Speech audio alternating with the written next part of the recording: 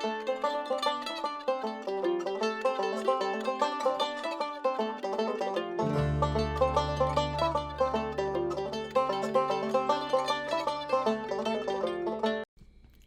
it's been a little bit, but I'm back.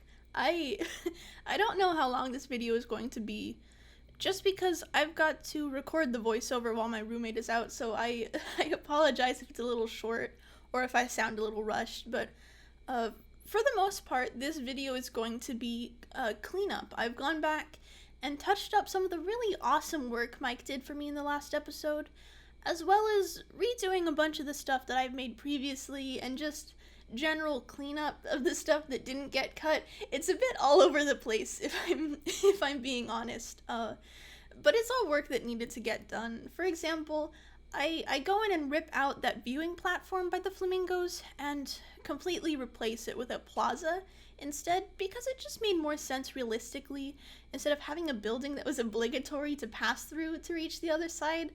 I also put some cute log stairs in along the main pathway as it winds up the side of the mountain. I've seen a lot of stuff like that in hiking trails in Yosemite, and let's be honest, at that slope you might as well be hiking. But I also go in and start cleaning up these big plazas by the bear and the bison, and totally ripping the idea of art-shaped billboards off from the really lovely Jaunty from Geekism. I've also been using the clutter and props made by Mr. Domez. He's made some really incredible stuff, both for backstage and for more storefront kind of things. It's called his Street Collection.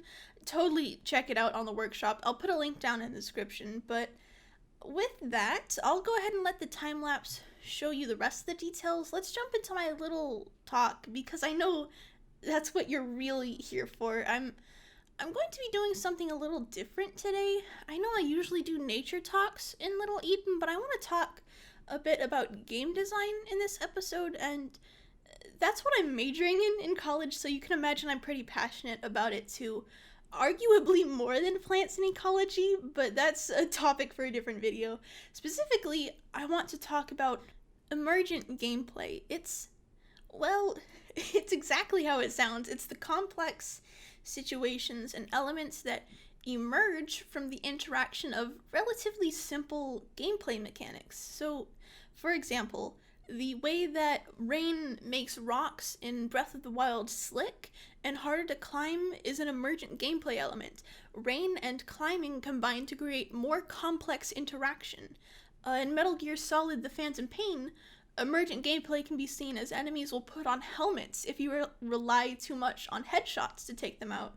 And I could go on forever about emergent gameplay in Dwarf Fortress, but what I'm really fascinated with, however, is the player-driven emergent gameplay. Planet Zoo, well, both Planet games are the perfect example of this. When players are given the kind of freedom that Planet games give them in terms of creativity and customizability, you see tons of crazy things that were never intended or imagined by the developers. Things from the scale of Rudy Rencamel's fairy tale storybook habitat in Planet Zoo to the giant Blade Runner city in Planet Coaster, or even just Mr. Domez's Street Pack, in which he makes custom dumpsters out of non-dumpster pieces because, you know, who doesn't want dumpsters? And you see players taking advantage of the game's mechanics to do things as simple as placing down a path just to put in a bench and then remove the path beneath it. Basically, what I'm trying to say is that this community is, on all levels, the most creative and inspiring group of people I've ever had the pleasure of knowing, and I'm in a classroom with industry professionals every day of the week. That's gotta be saying something. I also want to use this opportunity to bring up an idea I've been tossing around for a little while. I would like to have Little Eden be mostly nature talks and such, the kind of things you guys are used to at this point, but I also think an outlet to talk about game development and design could be fun. If game development isn't your thing, don't worry, it's not going to be like this in Little Eden all the time. It'll be a different series that I'm probably going to be starting up soon, so for those of you that are interested in that kind of thing, keep an eye out.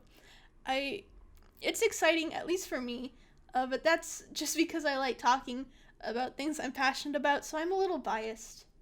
I don't really have a set date for when that's coming out, so just keep an eye out, I guess.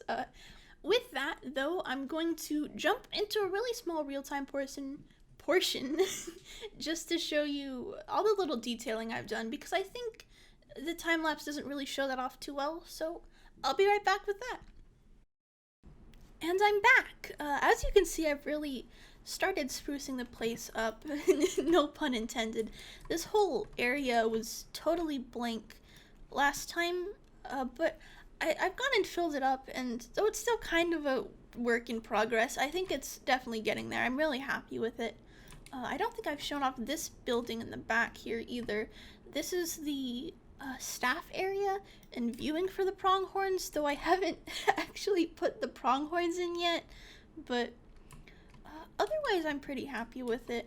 Up here I've done a bit of refurbishing too. I took out the weird in-game education billboards and the fences that I built like day one of getting the game, and I'm much happier with how these ones look. I actually stole this idea from Mike Sheets. I sent him the weaving fences I put on the Sky Trail he did for me, and he sent me a picture of them where he doubled up the weaving bits to make it feel much more full and secure.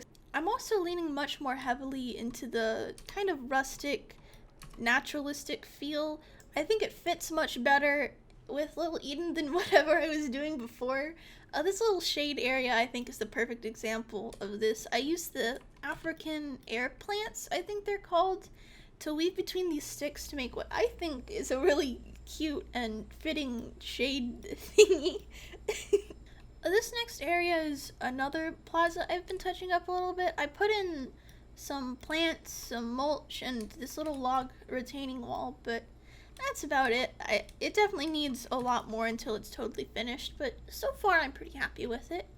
Next stop is the main pathway that climbs up the hill. I wanted to show off the little log stairs I did here. It's nothing special or too complex, but I think it really adds a lot to the whole thing. I think it makes it feel much more realistic than just a steep slope up the mountain.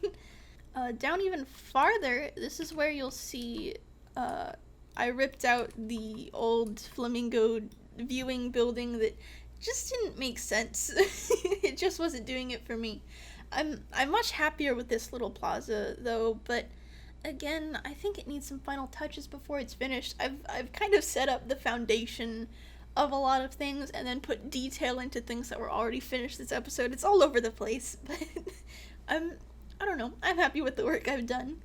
Here is the perfect example of these cute education art shape board ideas I stole from Chauncey. He had his depicting some geological event too, and I thought that fit Little Eden pretty well, but I can totally use this for some plant education boards and that kind of thing in the future. I also whipped up these little donation bin things for myself.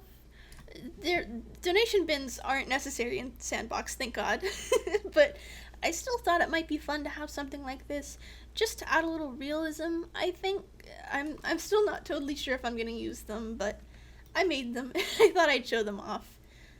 With that, though, I think that's really all I have to show this episode. I hope you enjoyed it, and I'll leave you with some cinematics.